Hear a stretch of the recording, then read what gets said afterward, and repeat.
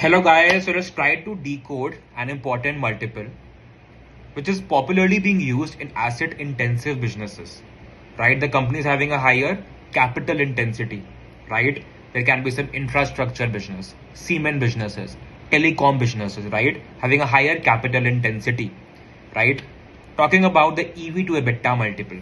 People have confusion in this EV to EBITDA multiple, that what does this EV to EBITDA multiple tell us? Ideally, it takes into consideration the enterprise value of the company in the numerator and EBITDA in the denominator.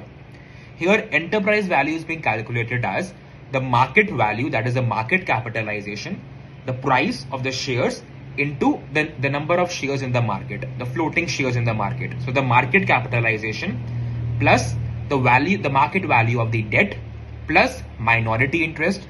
People who are holding less than 20% stake in the company, those guys are called the minority interest. So the formula stands the market capitalization plus the value of the debt plus minority interest and subtracting cash from it, cash and cash equivalents, right? Sometimes like we also talk about subtracting the cross holdings, but as for this point of time, to make it simple, the market capitalization plus debt plus minority interest, having that value and subtracting cash from it. And in your denominator, you have this EBITDA, which stands for earnings before interest, tax. D stands for depreciation and A stands for amortization. Depreciation is being charged on tangible assets, and this concept of amortization is being charged on intangible assets, right? So EV by EBITDA. So it is basically telling you how much EBITDA of the company, which already has those depreciations and the amortization, supporting the enterprise value of the company by how much times, right? So why do we use this EV to EBITDA multiple? It's being used because different companies have different fixed assets, different timings for the acquisitions and the disposable of assets, and the amount of depreciation being charged upon those assets or the amount of the amortization being charged upon those assets might be different. And since I'm talking about this amortization, because amortization is mainly used for the IT companies, the tech companies, AI or the fintech companies, and that is why this EV to EBITDA ratio can also be used for the companies having more of intangibles and less of intangibles, less of tangibles. So people who say you that EV to EBITDA is only used for asset intensive companies, they are right, but partially. It can also be used for the lighter companies having more of intangibles, because that component of amortization is always there, which might not be there for asset intensive companies, but will surely be there for the asset light companies like the IT companies, the fintech companies, right? So that is one thing.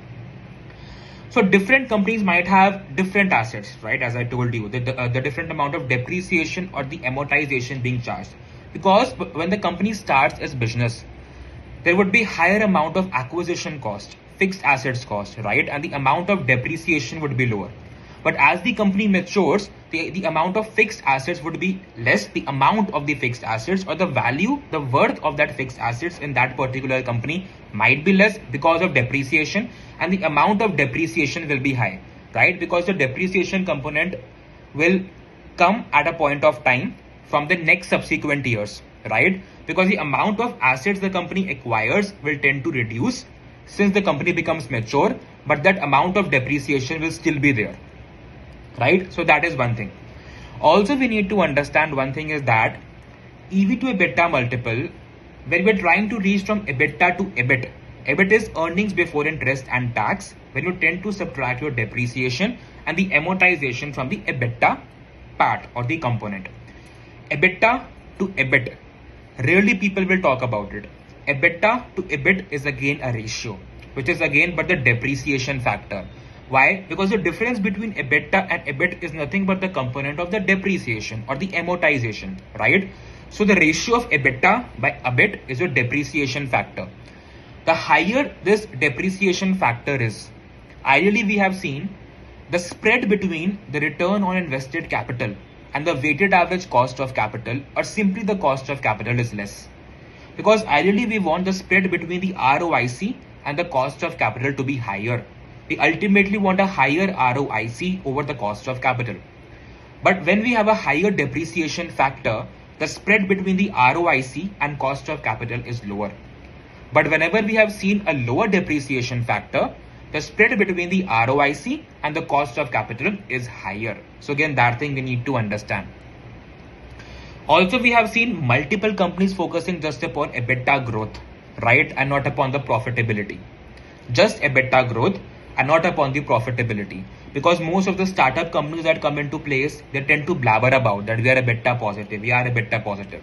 But they have to be EBIT positive also because they're paying interest on loans, they're charging depreciation and the amortization is being charged upon their fixed assets. Tax is being paid. At a point of time, they have to show the healthy financial situation. So just only stressing upon the EBITDA growth has also led to financial distress for the companies. So growth and profitability should go hand in hand. Correct? So that is one thing we need to understand. And that's all about my EV to EBITDA multiple. Thank you guys.